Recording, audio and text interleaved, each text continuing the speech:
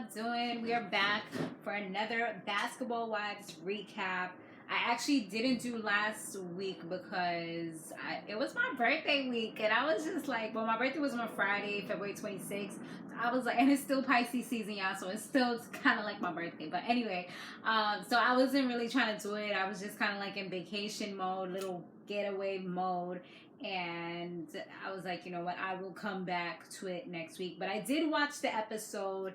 I don't know, like, for real, I'm kind of like getting to the point where I'm kind of over OG and her whole storyline. I just feel like she's kind of dragging it a bit. I mean, I definitely understand her pain, where she's coming from and things like that. But I do feel like she's also kind of like not really listening to others and their experience. Like, I feel like it's all about her and nothing else that anyone says really matters. Like, there's no way to kind of resolve this because she has so much of her own pain that nothing anyone else says really matters. It's like you can almost say, I apologize if I made you feel this way, and she will come out, bust out, and kind of go on like a no.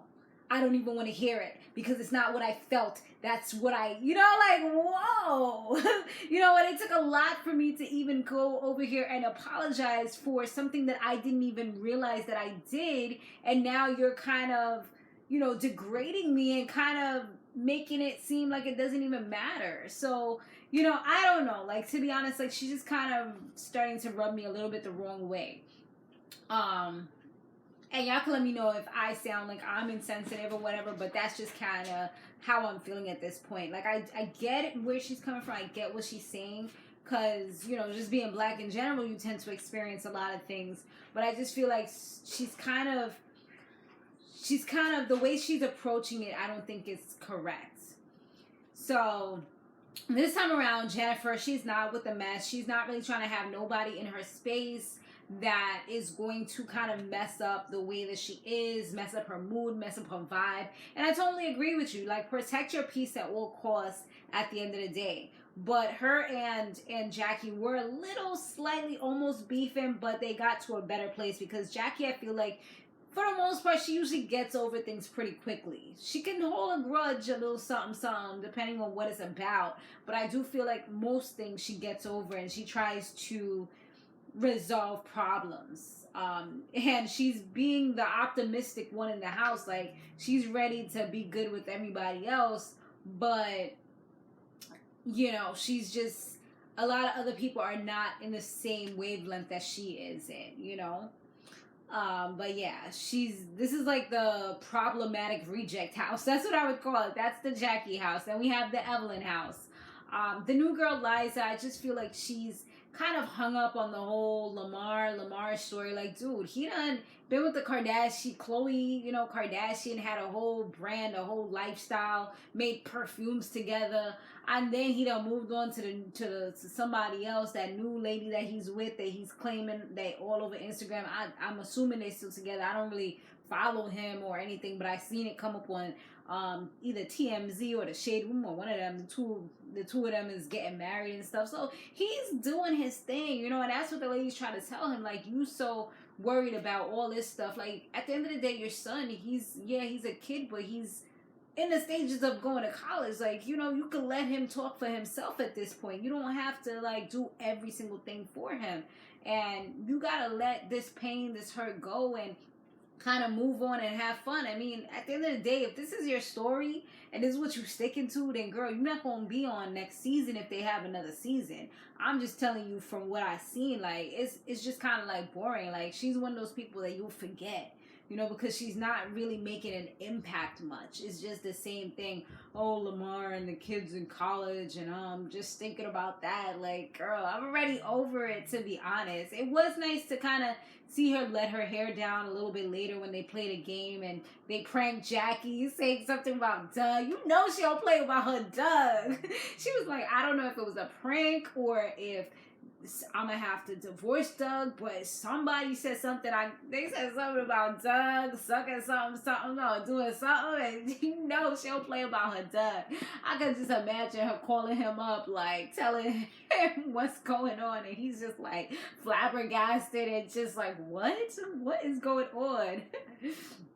So, but can I say, like, I really appreciate, you know, Jen's whole look, her, not her whole look, but I appreciate her body. Like, you know, she's real, she's natural amongst all these ladies with these big booties and stuff like that. Like, I do like the way her body looks, you know, and I appreciate the way that Evelyn has done with her body, you know, working out and stuff like that.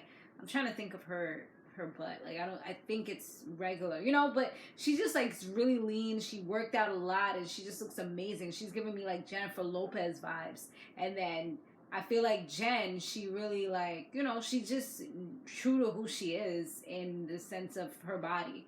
Hopefully she don't come out in a year or two with some big old booty. I'll be like, damn, let me snatch those words back. You know, what happened? Some of these girls, they be going hard for the little itty bitty booty community, and then all of a sudden, they be like, well, what happened? Like Cardi B's sister, I remember she was going hard for little booties matter and all this stuff, and then all of a sudden, girl done got her booty done, and I'm like, new booty, who this? Like, what? You done left the team? You was going hard for us, girl. I thought you was going to stay regular.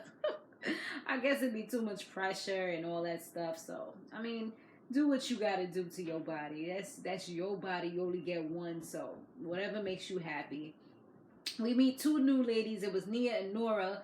They're entrepreneurs, and they're part of the one of them is part of the basketball community. Nia, she's the wife of some basketball player who retired, so you know she down for the team. And I guess her sister was part of the package. She makes some bomb ass cheesecake. I would love to say, I love me some cheesecake, honey. So that's what's up. She says she's single, so she don't got no basketball love story or nothing like that. But sadly enough, their father did pass away from COVID recently. He was only in his 50s. So, of course, Jen can definitely relate.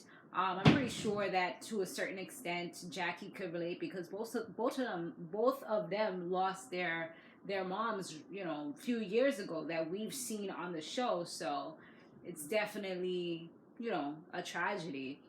And, you know, they definitely had some sad moments. Kind of just talking about it, you saw the tears being shed. Evelyn did let Jackie know, well, she spoke to Malaysia first, but then she did let Jackie know that Malaysia's open to actually having a conversation. Because, you know, at the end of the day, they're real friends, you know. They're like, they have this, like, weird sister, mother-daughter type of relationship. And I feel like they can definitely overcome the little things that they went through if they can, especially if Jackie can kind of push her ego to the side and just kind of be the bigger person that you're telling everybody else to be and apologize to the girl. And I feel like they could just move forward. You know, I feel like that's all Malaysia really needs is like ownership and an apology. Those are the two things, and she can move forward from this. Like she said, she literally prayed for this woman every single day during this whole COVID epidemic because she knows that she's around people and she doesn't want anything to happen to her. You know, at the end of the day, she is an elderly lady. Well, it's not old and say elderly, but she's an older woman. So, you know, of course, you know, you think about these things. This man who passed away for the girls, their father, he was only 58 years old. So, you know, you just never know. You just never know. So OG made some Nigerian food for the other ladies, for the other team.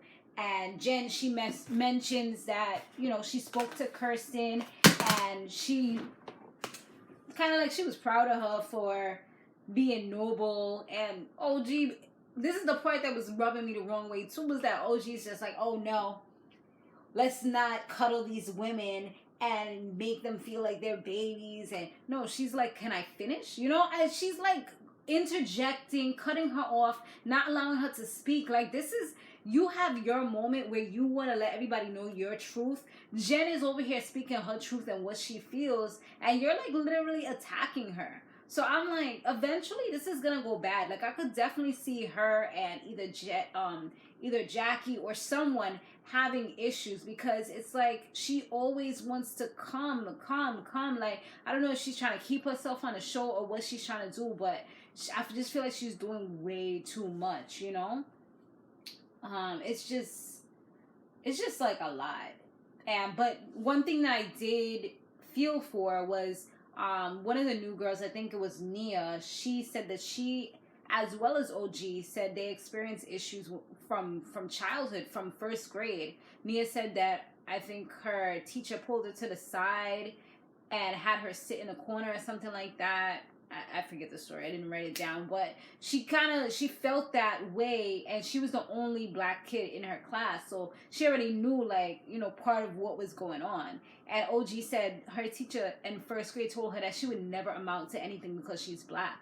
Like, any teacher who said anything like that to you, I mean, I really hope she would be exaggerating, but the way that the tears were flowing, it's like, wow, that's despicable, you know?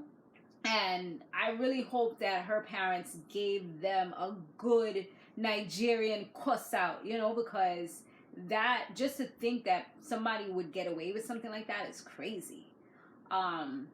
It's just absurd to me. I know that when I was in high school, I had a Spanish teacher who kind of played that game with us. You know, all the black kids to the back and all the people that were advanced in Spanish come to the front. And I'm like, Miss, and this was, mind you, this was the first day. I'm like, Miss, how do you know that I don't speak Spanish? And she was like, oh, do you speak Spanish?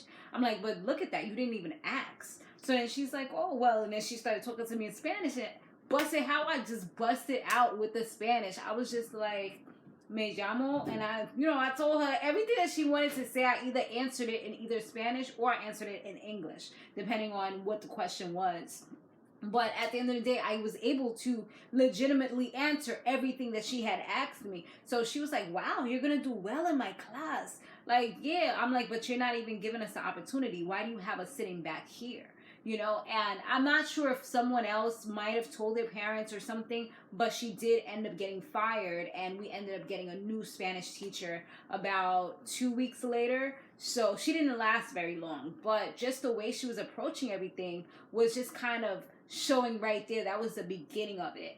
And I just recently, maybe like last month, I experienced something very similar as well, which was sad to me because it was a minority person who did it. It was like a Spanish, it was a regular discount store, and the owner was Hispanic, and I was buying some frames so that I can put my pictures in there, and he kept on looking at me, and I'm like, okay, you know, I'm looking, but then, mind you, there was mad other people in the store. Most of them was Hispanic people. I was the only black person that was actually in the store. Everybody had on masks, so it's not like I looked different, but he was targeting me. I even looked over and I said, you don't have to worry about me. I'm not stealing anything. And then he kind of smiled, but he still was around my area. Then as I walked to the counter, because I'm getting ready to pay, but I was on the line, homie is still watching me. But mind you, there was people all the way in the back of the store that were Hispanic that could have been stealing something. You know, and I have nothing against Hispanic people and white people, anything like that. But I'm just kind of giving you guys a visual of, you know, who it was and, you know, the difference. So yeah, at that point, my spirit just couldn't handle it anymore. I couldn't handle the negativity. I couldn't handle, you know, just being looked at and gazed at like that, as though I was some kind of criminal, and I knew the reason why. So you know what, I spoke to my boo thing real quick, told him the situation. I even showed him a picture of the guy, and then I said, you know what, and I was still on the line. I was about to be next, and I just put everything down and just hurried up the stairs, because I was like, you know what, I can't support this business. I cannot sit here and allow this person to make me feel like I'm less than because of the color of my skin, and still allow them, you know, kind of give them even more, you know, support them, you know, because you're one of those people that would probably never support my black-owned business, EmpressLooks.com. You know what I mean? It was a shameless plug. But I'm just saying, like, just those things, like, it just all ran through my mind. It was just so much anxiety that I was having. And I was like, no, you're better than this. You can't do this.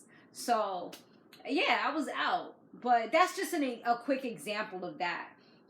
Just to let you guys know, like, you know, it happens in the black community, and that's what one of the girls was saying. She tried to say, like, sometimes people don't even realize what they're doing within their own community, And, you know, OG's kind of like, well, that's not my thing. I don't have to teach anybody anything.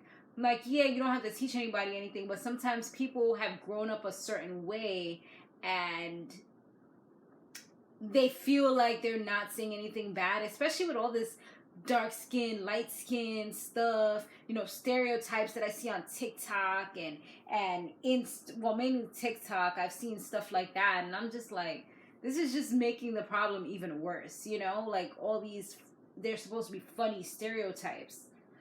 So Jackie and finally goes to the house. She brings the two new ladies with her, I guess, so they can meet everybody else.